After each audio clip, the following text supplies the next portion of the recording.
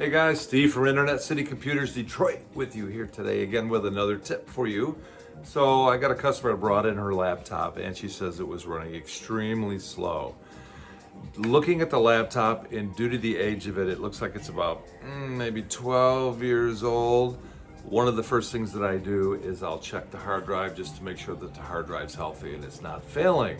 So let's go over here and I'll show you how I check a hard drive.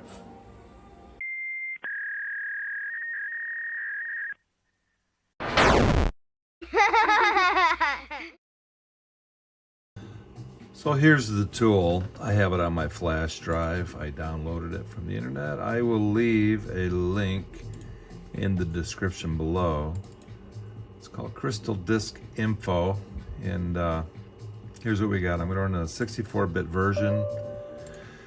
Give it permission. It's going to run and let you know what condition your hard drive is in.